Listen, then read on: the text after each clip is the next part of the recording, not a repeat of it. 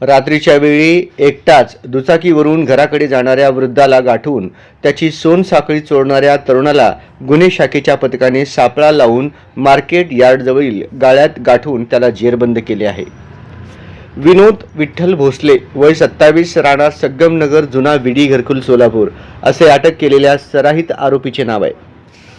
23 फेब्रुवारीच्या रात्री ॲटलान्स ॲपेक्समध्ये राहणारे रमेश संगणबसय्या नंदीमठ हे त्यांचा मित्र चन्नप्पा कोरे याला भेटून माणिक चौक घराकडे दुचाकीवरून निघाले होते. सराईत चोरट्यानं त्यांना शिंदे चौकातील काळी मशीद जवळील रोडवर गाठून गळ्याला हिसका मारून 17 ग्रॅम वजनाची सोनसाखळी चोरून पोबारा केला. या गुन्ह्याच्या आरोपीला पकडण्यासाठी गुन्हे शाखेचे पथक त्याच्या मागावर होते.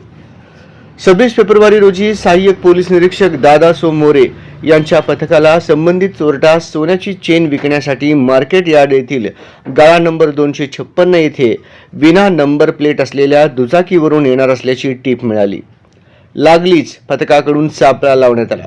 नमूद वर्णनाचा चेन स्नॅचर विनोद आढळला. शिताफीने ताब्यात घेऊन विश्वासात घेतले.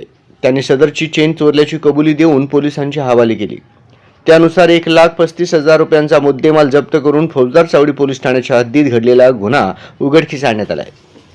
ही कारवाई पोलीस आयुक्त एम राजकुमार, पोलीस उपायुक्त डॉक्टर दीपाली काळे, सहाय्यक पोलीस आयुक्त प्रांजली सोनवणे, गुन्हे शाखेचे वरिष्ठ पोलीस निरीक्षक सुनील दोरगे यांच्या मार्गदर्शनाखाली सहाय्यक पोलीस निरीक्षक दादासो मोरे पथकाने केली आहे.